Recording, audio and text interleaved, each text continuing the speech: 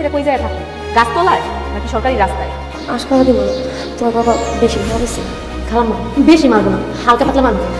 আল্লাহ গো আল্লাহ, এই বাড়ি তো অনেক সুন্দর। হ্যালো বন্ধুরা, আগামী পর্বে কি হতে চলেছে? জহির কাকে মারতে যাচ্ছে? মেম্বার সাহেব কেন হঠাৎ করে সালাউদ্দিনের জন্য নতুন বাড়ির ব্যবস্থা করলেন? আর আলাউদ্দিনের নতুন বিয়ের আলোচনা কি শেষ পর্যন্ত সফল হবে? সব প্রশ্নের উত্তর জানার আগে আপনি যদি আমাদের চ্যানেলে নতুন হয়ে থাকেন তাহলে ভিডিওতে লাইক দিয়ে চ্যানেলটি সাবস্ক্রাইব করে রাখুন। আর এই ভিডিওতে জানতে পারবেন আগামী পর্ব কবে আসবে, তাই ভিডিওটি স্কিপ না করে শেষ পর্যন্ত দেখতে থাকুন। এবার আসি আগামী পর্বের সম্ভাব্য ঘটনায়। মেম্বার সাহেবের কাজ যে স্বাভাবিক নয় সেটা অবশেষে বুঝতে পেরেছে সালাউদ্দিন, তাই সে স্পষ্টভাবে জানিয়ে দিয়েছে সে আর এই কাজ করতে পারবে না। কিন্তু এখানে শুরু হতে পারে নতুন বিপদ, কারণ পরের পর্বের ঝলকে দেখা গেছে মেম্বার সাহেব সালাউদ্দিনের জন্য নতুন বাড়ির ব্যবস্থা করেছে।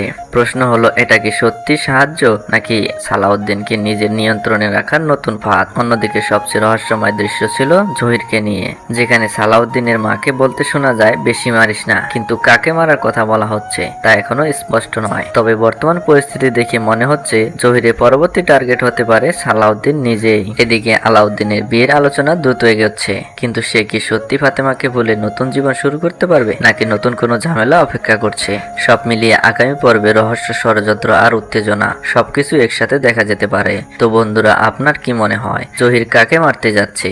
আর মেম্বার সাহেব কি সত্যি সালাউদ্দিনের উপকার করবে নাকি তার অন্য কোনো উদ্দেশ্য আছে? আপনার মতামত কমেন্টে জানিয়ে দিন। আগামী পর্বটি দেখতে পাবেন 10 তারিখ বিকেল 3টায় ইগল ড্রামা সিরিজ ইউটিউব চ্যানেলে। আর এমন নিয়মিত নাটকের আপডেট পেতে চ্যানেলটি অবশ্যই সাবস্ক্রাইব করে সাথেই থাকুন। ধন্যবাদ।